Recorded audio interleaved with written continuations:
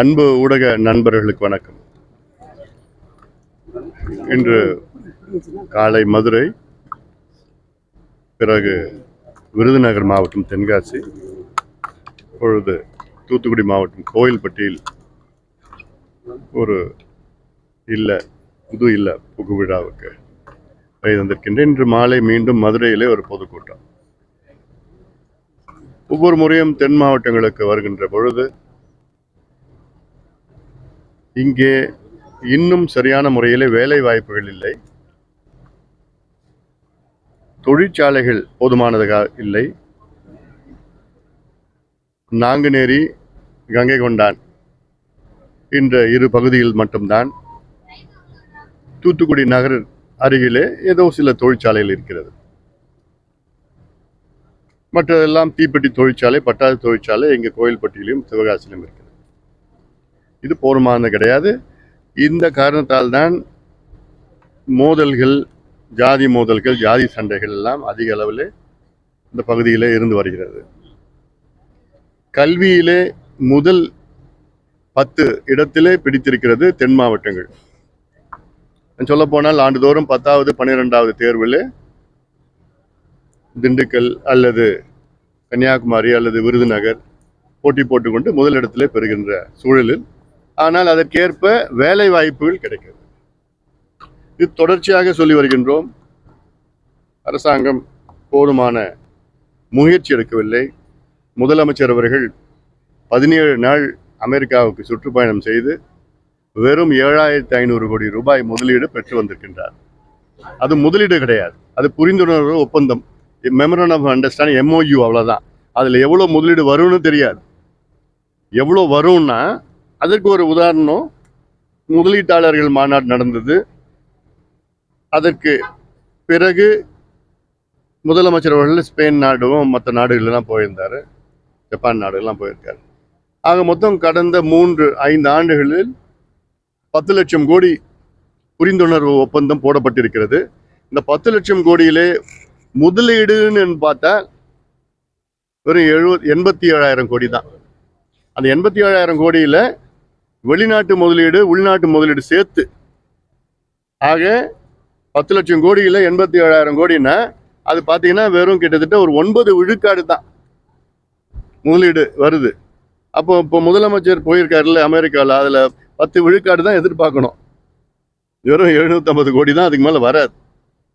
அப்போ இதுக்கு இவ்வளோ நாள் போயிட்டு இது நிச்சயமாக இந்த பயணம் என்னை பொறுத்த வரைக்கும் ஒரு தோல்வியாக தான் நான் பார்க்குறேன் நான். ஏன்னா மற்ற மாநில முதலமைச்சர்கள் எல்லாம், தெலுங்கானா முதலமைச்சரோ, ஆந்திரா முதலமைச்சர், மகாராஷ்டிரா முதலமைச்சர் எல்லாம் போனாங்கன்னா 50,000 கோடி 80,000 கோடின்னு வாங்கிட்டு வராங்க. அப்படி முதலீடு தென் மாவட்டத்தில் அதிகமாக வரணும், இது எங்களோட கோரிக்கை. அடுத்து நீண்ட கால கோரிக்கை, தென் மாவட்ட மக்களுக்கு நீண்ட கால கோரிக்கை, காவிரி குண்டாறு அந்த திட்டத்தை நிறைவேற்ற வேண்டும். காவிரி குண்டாறு திட்டம்னா காவிரியில் உபரி நீர் செல்கின்ற காலத்தில் அங்கிருந்து ஒரு 20 TMC நீரை அங்கே வாய்க்கால் மூலமாக கரூர் மாவட்டம், சிவகங்கை மாவட்டம், புதுக்கோட்டை மாவட்டம், திருச்சி, மதுரை, விருதுநகர் வரைக்கும் வரணும். விருதுநகரில் அந்த குண்டாரில் இணைக்கணும், வைகையில் இணைச்சி பிறகு வைகை குண்டாரில் இணைக்கணும். திட்டம் நீண்ட கால கனவு, இந்த பகுதி மக்களுடைய திட்டம். கடந்த ஆட்சி காலத்தில் அறிவிச்சாங்க, அடிக்கல் நாட்டினாங்க, 14,000 கோடின்னு சொன்னாங்க. எவ்வளோ 1000 கோடினா பரவாயில்லை, அது கொண்டு வரணும். அது அதே போன்று தாமிரபரணி, நம்பியாறு, கோரையாறு, பச்சையாறு, எலுமிச்சாறு திட்டம், இது நம்ம ஒவ்வொரு மாதமும் ஒரு 6 மாதமும், இது இன்னும் ஒரு மாதத்தில் முடியும், 1 மாதத்தில் முடியும்னு சட்டமன்றத்திலையும் வெளியிலையும் நீர்வளத்துறை அமைச்சர் பல முறை சொல்லியிருக்கிறாரு. ஆனால் முடிகிற மாதிரி தெரியல எனக்கு. அப்பப்போ வெள்ளம் போயிட்டு இருக்கு. வெள்ளம் போகிற காலத்தில் நம்ம தண்ணி வீணாக போயிட்டு இருக்கு. அதாவது தாமிரபரணி நீங்கள் பார்த்தீங்கன்னா, தாமிரபரணி ஆற்றுல 10 கிலோமீட்டருக்கு வடக்கையும் 10 கிலோமீட்டர் தெற்கையும் பார்த்தீங்கன்னா அப்படியே வறண்ட காடு, சீமக்கர் வேலை. அப்போ என்னதான் நீர் மேலாண்மை இவ்வளோ காலம் 57 வருஷமா என்னதான் பண்ணீங்க நீங்கள்? ஒரு ஆறு, வற்றாத ஜீவநதி போயிட்டு இருக்குது. ஆண்டுதோறும் கடலில் 13-15 TMC தண்ணி கடலில் போயிருக்கு. அந்த தண்ணி எல்லாமே நீங்கள் பக்கத்தில் மாவட்டம், பக்கத்து பகுதி எல்லாத்தையும் எடுத்துகிட்டு போனோம் இல்லை, நீங்கள் விட்டுட்டு என்ன பண்ணுறீங்க? ஆனாலும் இப்போ தூத்துக்குடி மாவட்டம் கடந்த ஆண்டு வந்த வெள்ளத்துலேருந்து இன்னும் மீளலை. ஏன்னா இதில் இன்னும் விவசாயிகளுக்கு சரியான ஒரு நிவாரணம் போய் சேரலை. சாலைகள் இன்னும் மோசமாக தான் இருக்குது. நான் இப்போ கடந்த மாதம் வந்து பார்த்துட்டு போனேன். அந்த ஒரு பாலம் உடைஞ்சு போன பாலம் இப்போ தான் ஏதோ நான் வந்து பார்த்துட்டு போனது பிறகு ஏதோ சீர் பண்ணிட்டு இருக்காங்க.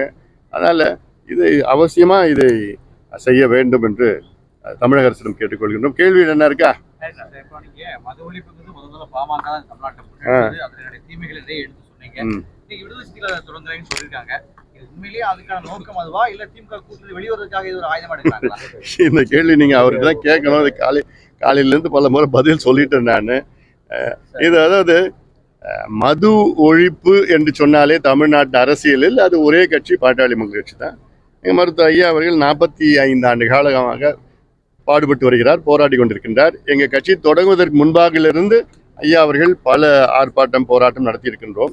எங்கள் கட்சி பார்த்தீங்கன்னா 100 கிடையாது, ஆயிரக்கணக்கான போராட்டங்கள், ஆர்ப்பாட்டங்கள், மாநாடுகள், வழக்குகள், சட்டமன்றம், நீதிமன்றம், எத்தனையோ. இப்போ கோயில்பட்டியில் கிட்டத்தட்ட வந்து 10,000 15,000 பெண்களை வச்சுட்டு ஒரு மாநாடு, மது ஒழிப்பு மாநாடு.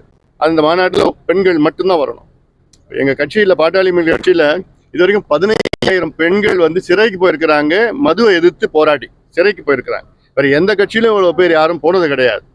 எங்கள் கட்சி பொருளாளர் வந்து கிட்டத்தட்ட 25 நாள் ஜெயிலில் இருந்தாங்க. எதுக்கு? சார டாஸ்மாக் கடையை உடச்சி நொறுக்கி அதுக்கு ஜெயிலில் போயிருந்தாங்க. அதனால் இது மது விலக்கு, மது ஒழிப்புனா இது நாங்கள் தான். இன்னைக்கு தமிழ்நாட்டில் எல்லா கட்சியும், திமுக, அண்ணா திமுக, அது தேமுதிகவோ, எந்த கட்சியோ, இவன் திருமாவளவன் அவர் கட்சியோ, எந்த கட்சியோ இன்னைக்கு பூரண மதுவிலக்கு கொள்கை ரீதியில் ஏற்றுக்கிறாங்கன்னா அதுக்கு காரணம் எங்கள் ஐயாவும் பாட்டாளி மக்கள் கட்சி.